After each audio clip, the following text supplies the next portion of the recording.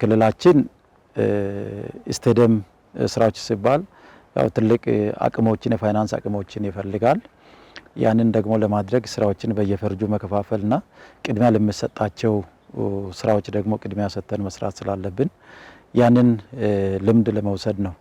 ከልምዱ ለማየት የቻልነው ከግቢው ከአጥሩ ጀምሮ ከግቢው ውበትና ላንድስኬፕንም ጨምሮ የቪአይፒ እና የቪቪአይፒ መግቢያዎችንም መቀመጫዎች እንዲሁም ደግሞ የማረፊያ ክፍሎችንም ታሳቢ ያደረጉ የተጫዋቾች የዳኞች የመልበሻ ክፍሎችና የንጽህና መጠበቂያ ወይም የሬስትሩም የምንላቸውንም በጥሩ ሁኔታ ተሰርቶ ነው ያየነው። አጥር አካባቢና በሳር ተከላ ላይ እንደ አዲስ የምንሰራቸው ስራዎች እንደመሆናቸው መጠን እንደ ክልላችን ልዩ ትኩረት የምንሰጠው ነው።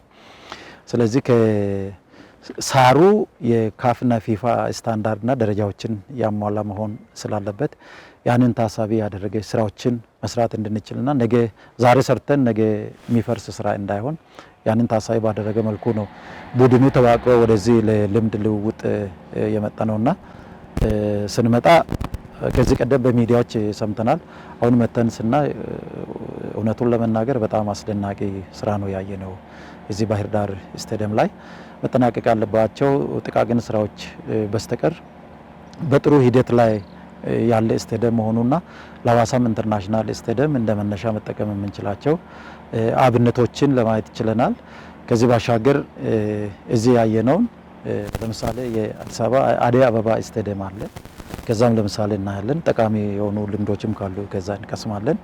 በመጨረሻ ከአማካሪው ድርጅትና ከባለሙያዎች እና ያው አመራሩንም ጨምሮ አጠቃላይ ውይይቶች ተደርጎ በሪፖርት መልክ ለክልሉ መንግስት እና የውሳኔ ሀሳብ የምናቀርብ ነው የሚሆነውና ጥሩ ግብአት በጣም ገንቢ የሆኑ ሀሳቦችን ያገኘንበት ነው። ሌሎች ስቴዲየሙ መያዝ ያለበትን ሜዳዎችንም እና ሌሎች መሰረተ ልማቶችንም ጭምር ማካተት ያለብንን ነገር በስፋት ያየንበት ነው። ውስጥ እየተገነቡ ያሉ ማቴሪያሎችንም ካየን ዘመናዊ የሆነ ማቴሪያሎችን የግንባታ እቃዎችን እየተጠቀመ እንደሆነ ከሁሉ በላይ ግን በርካታ ቴክኖሎጂዎችን እየተጠቀመ እንደሆነ ዘመኑ የዋጀውን ቴክኖሎጂ እየተጠቀመ እንደሆነ ቴክኖሎጂ ላይ በፎከስ አድርጎ እየሰራ ያለበትና ሜዳው ማሟላት ያለበት መሰረተ ልማት ከዓለም አቀፍ ስታንዳርድ ጋር የተቃረበ እንደሆነ ያየንበት ሁኔታ ነው ያለው። ወደኛ ስንመነዝረው እኛ አካባቢ ያለውን በእኛ ስታዲየም ላይ ሄደን የምንገነባው ስታዲየም ወይም የምንጠግነው ስታዲየም ላይ ተጨማሪ የሚሆኑ በርካታ ግብዓቶች ወሰንበት ነው።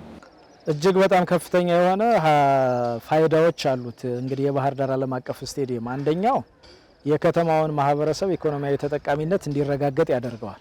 ይህ ማለት እንግዲህ ባህር ዳር ስታዲየም ላይ ውድድሮች ሲኖሩ በርካታ ክለቦች ወደ ባህር ዳር ይመጣሉ። የስፖርት ደጋፊዎች ይመጣሉ። ስፖርት አስፈጻሚዎች፣ ዳኞችና አጠቃላይ የስፖርት ማህበረሰቡ ወደ ባህር ዳር ከተማ እንዲመጣ ያደርገዋል።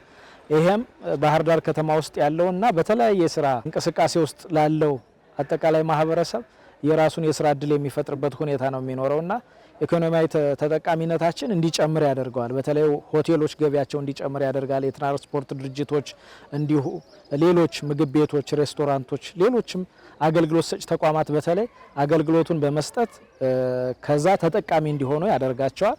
በሁለተኛ ደረጃ እንደ ሀገር በተለይ ሀገር በቀጣይ 2029 ላይ ለማዘጋጀት እየሰራች ያለበት ሁኔታ ነው ያለው አፍኮንን የምናዘጋጅ ከሆነ አንዱ ውድድር ባህር ዳር ከተማ ላይ የሚደረግ ከመሆኑ ጋር ተያይዞ ስፖርቱ በራሱ የቱሪዝም መዳረሻ ሆኖ እንዲያገለግል ያደርገዋል።